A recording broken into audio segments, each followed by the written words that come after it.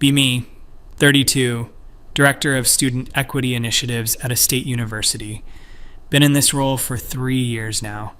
Honestly thought I'd be changing the world by now. Instead, I'm staring at a spreadsheet that makes my stomach turn.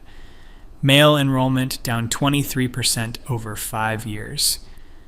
Female students now outnumber males 61 to 39. Getting worse every semester. Dean called an emergency meeting about it. I walked in thinking I'd just nod along and get back to planning our Women's Leadership Summit. Turns out they wanted solutions, from me specifically. Meeting starts, and Dean Thomas pulls up the numbers. Engineering program used to be 70% male. Now it's 54% male, and they're worried it'll keep dropping. Computer science down to 65% from 82%.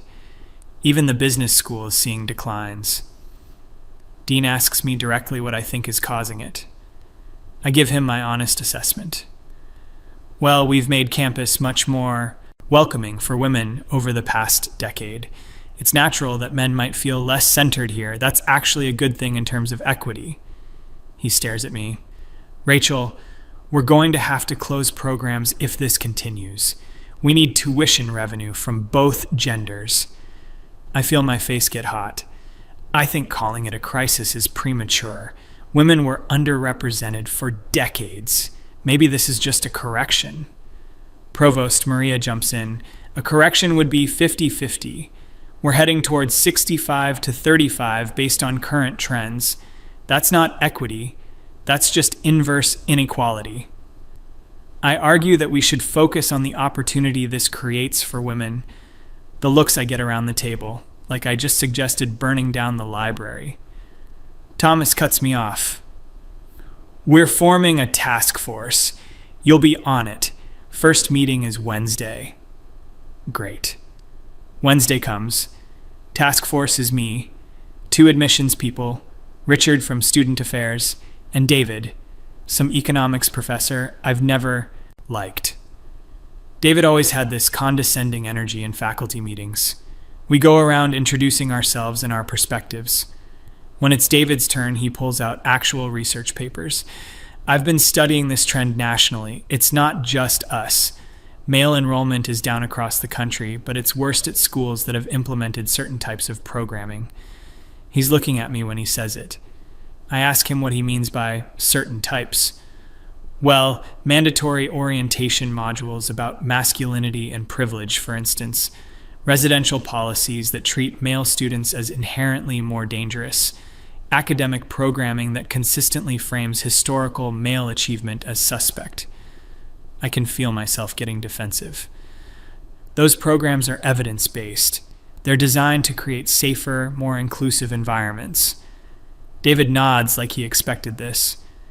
Inclusive for whom, though? Because the data suggests they're making a significant portion of our potential student body feel excluded. I counter that discomfort isn't the same as exclusion. Men feeling less centered isn't the same as women feeling unsafe. There's a difference between losing privilege and facing discrimination. Richard, who I thought would back me up, actually sides with David. I've been doing exit interviews with male students who transfer out. The word that keeps coming up is unwelcome. They feel like they're constantly being told they're the problem. I jump on this. Maybe that's because statistically, men do commit more violence, more harassment. We have to acknowledge reality. David leans forward. Do you apply that statistical reasoning to other demographics? If a certain ethnicity is overrepresented in campus disciplinary statistics, would you say we should treat all members of that group with heightened suspicion? I feel trapped. That's completely different. Those are racist stereotypes. This is about documented patterns of gendered violence. So, collective judgment is acceptable for gender but not race? The admissions woman, Jennifer, shifts uncomfortably. I try to reframe. We're talking about systemic power dynamics, not individual prejudice. David pulls out a document. Let me read you something from our current freshman orientation manual. This is in the section all students are required to complete. He reads, Men must recognize their role in perpetuating rape culture and take active steps to deconstruct their masculine socialization. He looks up. Can you explain how that isn't treating male students as collectively guilty? I wrote that section. I try to explain the context. It's about awareness. Men benefit from patriarchy whether they want to or not. Acknowledging that isn't an attack. But you're requiring 18-year-old boys to confess to benefiting from a system they didn't create as a condition of attending this university. It's not a confession, it's education. Semantics. The effect is the same, and based on our enrollment numbers, that effect is driving them away. Jennifer mentions something that makes it worse. We've also been tracking social media mentions of our university. There are entire forums of high school boys warning each other not to apply here. My heart sinks, but I stay defensive. So we should cater to misogynists? Let them dictate our values. Richard shakes his head. Rachel, these aren't misogynists. I've read the threads. They're just normal kids who are scared they'll be blamed for things they didn't do. If they're not doing anything wrong, they have nothing to worry about. The silence that follows is deafening. David breaks it. That's literally the logic used to justify every authoritarian overreach in history. Nothing to hide, nothing to fear. I'm surprised to hear it from someone in your position. I'm losing this argument, and I know it. I try another angle. What about the women who finally feel safe here? Should we sacrifice their comfort to maintain gender balance? David doesn't miss a beat. What evidence do you have that current female students feel safer than they did 10 years ago? Do we have data showing reduced assault rates, increased comfort levels, better mental health outcomes? I don't have those numbers ready. He continues, because I do have data. Depression and anxiety rates among our female students are actually higher now than they were a decade ago, despite all our programming. Whatever we're doing, it's not working for anyone. Jennifer adds something that stings. Also, in confidential surveys, female students are increasingly saying they wish there were more male students on campus. They're noticing the gender imbalance too, and many don't like it. I argue that's probably about dating, not academics. So, women's social preferences matter when it comes to having men around, but men's sense of belonging doesn't matter when they say our environment is hostile. Richard puts it even more bluntly. Rachel, I think you need to consider that your perspective might be part of the problem we're trying to solve. I feel attacked. My perspective? I'm trying to protect vulnerable students. But you've defined vulnerable students in a way that excludes half the population by default. You can't protect some students by making others feel unwelcome and then claim you're being equitable. David suggests we look at specific programs. He pulls out a list of every initiative I've implemented. The ally training that requires men to acknowledge their potential to harm. The consent workshops where male students role play as potential aggressors. The residential life policies that assign male students to sensitivity training after noise complaints but not female students. The student org funding formula that prioritizes women-only groups. Seeing it all listed out like this makes me uncomfortable. I defend each one individually. David dismantles each defense. The ally training, you say? It's voluntary, but it's required for student leadership positions, residence hall jobs, and teaching assistantships. That's not voluntary, that's coercive. I argue those positions require higher standards of political compliance. You're essentially requiring male students to adopt your ideological framework to access opportunities. How is that different from a religious institution requiring statements of faith? Because this isn't religion, it's ethics. Ethics according to whom? Your particular framework isn't universal truth, Rachel. It's a political position, and you're enforcing it through institutional power. I'm getting frustrated. So, what's your solution? We just ignore sexism, pretend everything is fine. David's response is calm and measured, which makes it worse. No, we address actual incidents with actual evidence. We create genuinely inclusive programming that doesn't assume any student is defective based on their demographics. We stop treating normal adolescent male behavior as toxic unless it actually harms someone. All men benefit from patriarchy. That's not political. That's factual. Even if I grant that claim, which I don't, how does making individual young men confess to benefiting from a system change that system? It doesn't. It just makes them resent you and avoid environments where you have power over them. So we should coddle their fragility. There it is, Richard says quietly. Everyone looks at him. That's the attitude that's killing our enrollment. You just called normal human responses to being stereotyped fragility. You can't insult people into agreeing with you, Rachel. Jennifer brings up something I didn't know about. We've also lost 4 male faculty members in the last 2 years who cited the campus climate in their exit interviews. I knew they left, but not why. What did they say specifically? That they felt constantly under suspicion, that their teaching was scrutinized, that students felt empowered to make bad faith complaints because of the way our policies are worded. I start to argue, but David interrupts. Do you know why I'm on this task force, Rachel? I was asked specifically because 3 years ago, a student filed a Title IX complaint against me for creating a hostile environment for women. Want to know what I did? I wait. I assigned a paper on the gender wage gap and included a reading that questioned some of the methodology of the commonly cited statistics. I didn't even take a position. I just included alternate perspectives. The complaint went nowhere, but I had to sit through an investigation. Do you know what that does to a professor? I try to say Title IX protections are important. They are, but you've created an environment where the process is the punishment, where any male professor or student can be subjected to an investigation based on someone feeling uncomfortable with a perspective they disagree with. Better to overprotect than underprotect. Is it? Because we're not overprotecting. We're creating an environment of suspicion and anxiety that hurts everyone, including the women you think you're helping. Richard agrees. The female students I talk to are stressed about finding internships, managing debt, career prospects. The programming we're offering them is about microaggressions and emotional safety. There's a mismatch.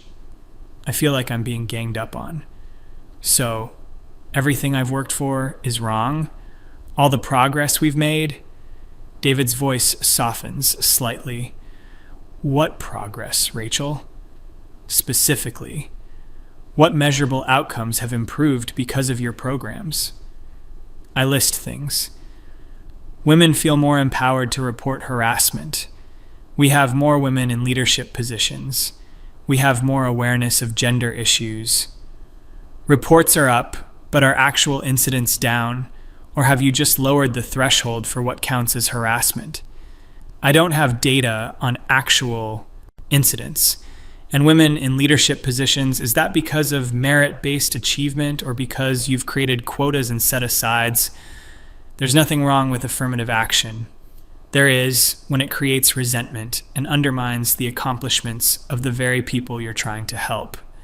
If everyone knows positions are allocated by gender rather than merit, it delegitimizes women's achievements. Jennifer drops another bomb. We've also seen a decline in applications from high-achieving male students specifically. The boys who are still applying have lower average test scores and grade point averages than 5 years ago. Maybe that reflects that testing is biased. David actually laughs. You can't have it both ways. Either academic metrics matter or they don't. But you can't say they matter when women outperform and dismiss them when men do. Richard adds, and this matters for campus culture too. The male students we are getting are, well, they're not the ones who'd challenge the status quo in good faith ways. We're selecting for compliance or apathy. What's wrong with compliance with basic human decency? Because you've defined basic human decency to include ideological positions that reasonable people can disagree with. The meeting goes on for another hour. Every point I make gets countered. Every program I defend gets questioned. David asks me directly at one point, Rachel, do you actually like men as a category? I'm taken aback. What kind of question is that? A relevant one. Because everything you've built here seems premised on the assumption that men are defective women, that masculinity itself is a problem to be solved rather than a natural expression of human diversity. Masculinity as currently constructed is harmful. To whom? Says who? Based on what universal standard? Based on outcomes. Violence, aggression, dominance.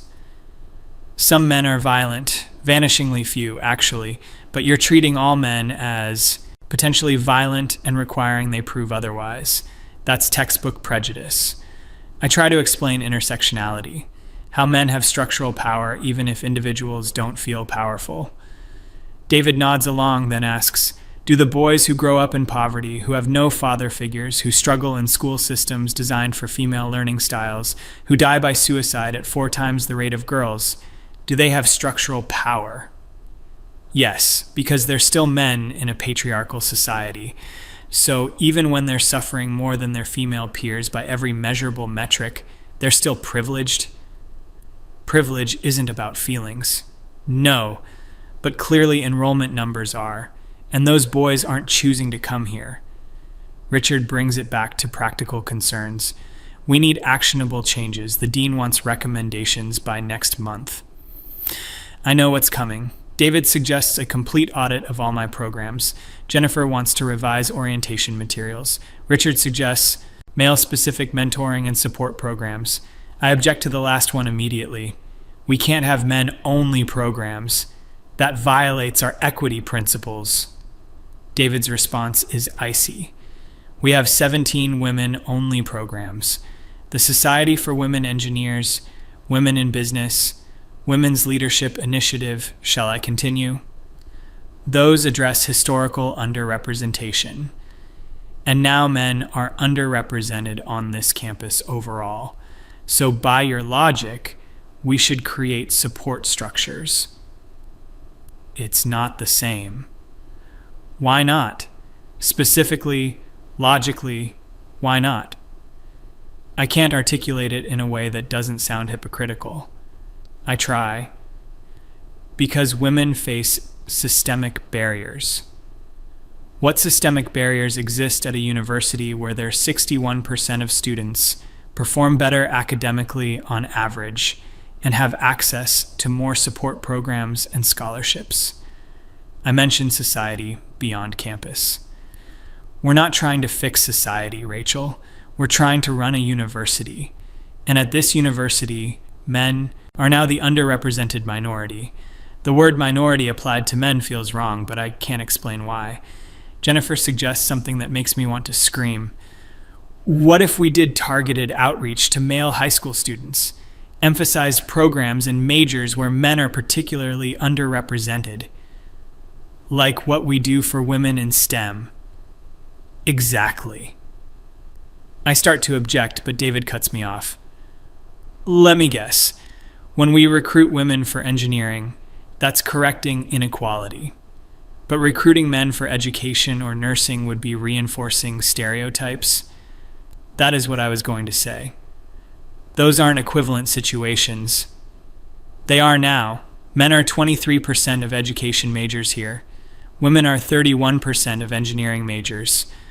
Which is the bigger gap? I hate that math proves him right. The meeting ends with assignments. I'm supposed to draft revised orientation materials, remove gender-specific language that implies collective guilt, create programming that's actually inclusive. I feel like I'm being asked to dismantle everything I built. That night, I draft an email to the dean, explaining why this task force is misguided, how we're capitulating to fragile masculinity, how this will hurt women. I don't send it. I know how it would be received. Next task force meeting is worse. David brings student quotes from those online forums. Reading them out loud is painful. Every orientation session felt like an accusation. I just wanted to study computer science, not apologize for being born male. The RA training made it clear they assumed I was a potential predator. I transferred after 1 semester. I got reported for asking a study group question that made a girl uncomfortable. Nothing happened officially, but everyone looked at me differently after. I argue these could be cherry-picked. They're not. I have 47 similar testimonials just from students who left our university specifically. Richard has his own.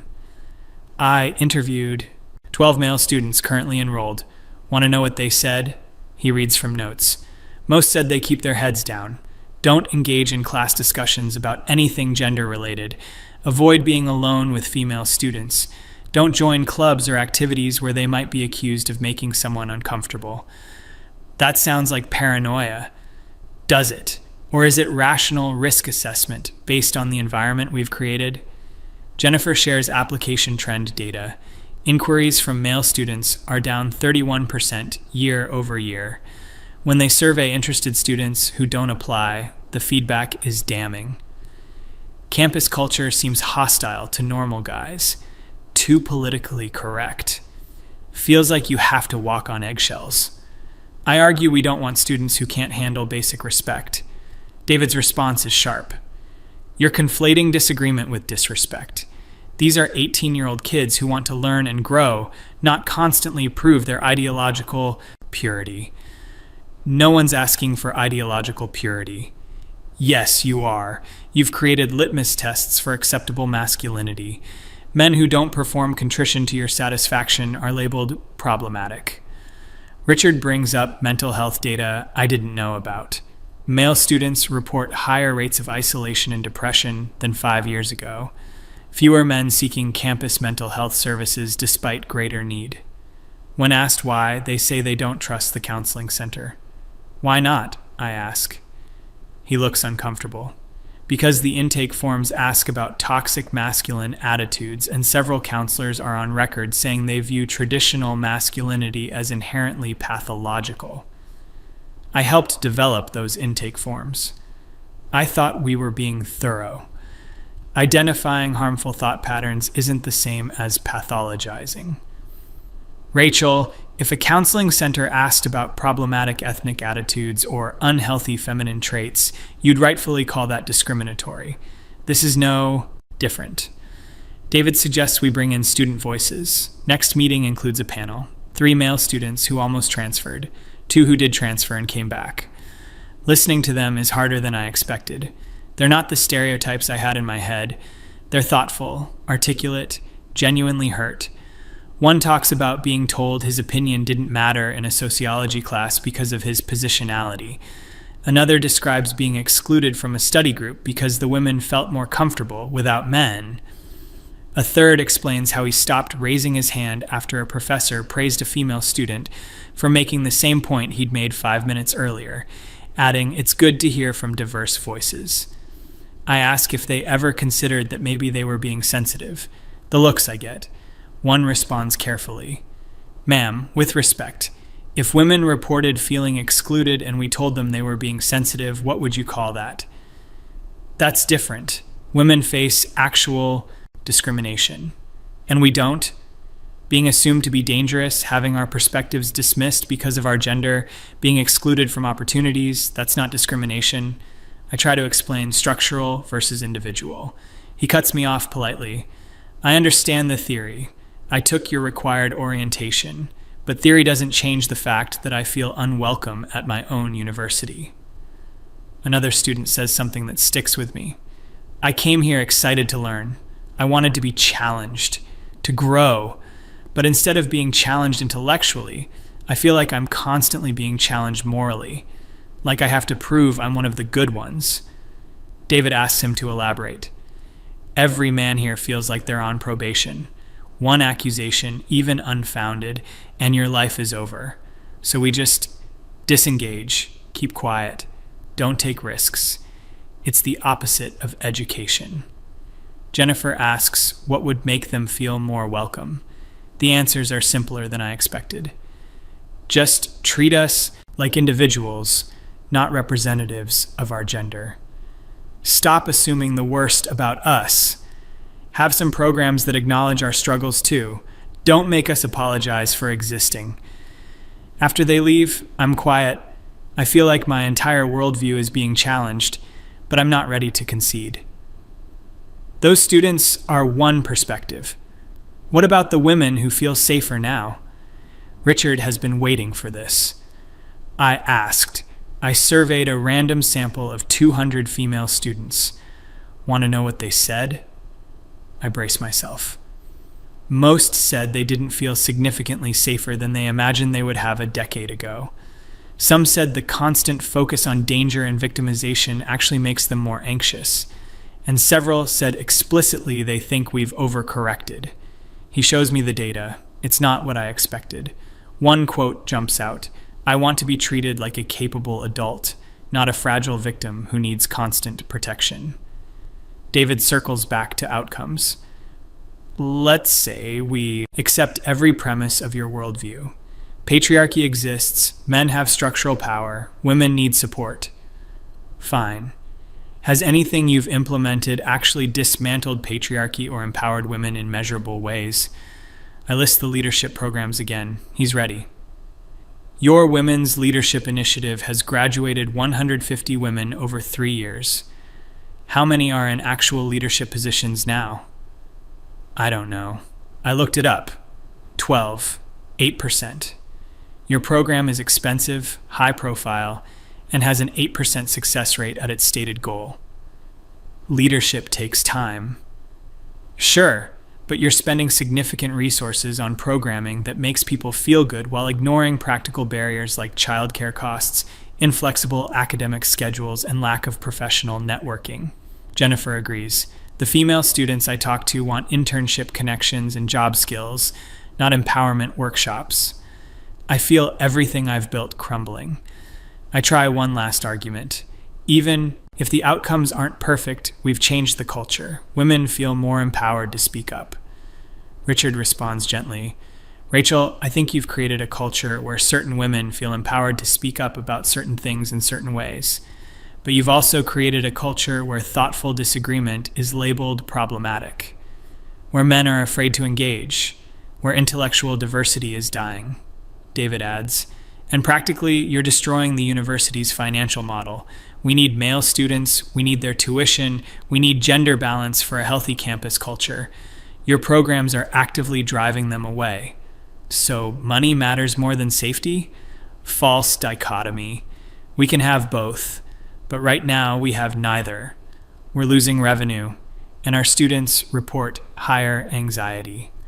The task force produces recommendations. I'm outvoted on nearly everything. Mandatory orientation modules revised to remove gender-specific blame. Residential policies made gender neutral. Creation of men's support and mentoring programs. Audit of all student organization funding for gender equity. Revision of Title IX procedures to ensure due process. New marketing emphasizing welcome for all students. I write a minority report. It gets ignored. 6 months later, I'm sitting in another meeting. Early enrollment data shows male applications up 12%. Female applications steady. The dean is pleased. Everyone's congratulating the task force. I feel hollow. Everything I believed about creating change has been challenged. I'm supposed to implement programs I fought against, programs that seem to be working. David catches me after the meeting. I know this has been hard for you. I don't want his sympathy. You've dismantled years of work. No, I've helped redirect it. The goal of equity is still there. We're just pursuing it in a way that doesn't alienate half the population. You don't understand what it's like to be a woman in higher ed. You're right, I don't. But you don't understand what it's like to be an 18-year-old boy being told you're inherently problematic. Empathy goes both ways. Rachel. I want to argue, but I'm tired. Tired of being wrong in meetings. Tired of defending programs that don't work. Tired of pretending that declining male enrollment is a victory. I think about those students on the panel, how genuine they seemed, how hurt they were, how I dismissed them initially because it didn't fit my framework. That night, I look at the data again, really look at it. Richard was right about mental health trends. David was right about program outcomes. Jennifer was right about student preferences. The only person who was consistently wrong was me. I built an empire of good intentions with terrible results. I start wondering if I've been the problem all along, not because I'm a woman or a feminist, but because I was so sure I was right that I couldn't see the harm I was causing. I treated young men like problems to solve instead of people to educate. I created safety through exclusion instead of inclusion. I measured success by intentions instead of outcomes. The university moves forward without my vision guiding it. Enrollment stabilizes, campus culture shifts. Students seem more engaged, less anxious. The programs I designed get quietly phased out or radically revised. I'm still the director of student equity initiatives, but equity means something different now, something I'm still learning to accept. I haven't suddenly seen the light.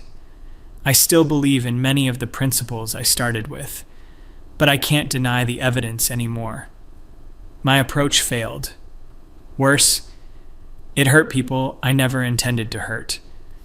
And I was so convinced of my righteousness that I couldn't see it until the data forced me to look. Sometimes in meetings now, I stay quiet. I listen more than I talk. I ask questions instead of making pronouncements. It's humbling. It's uncomfortable. Maybe that's what growth feels like. Or maybe it's just what losing feels like. I honestly don't know anymore.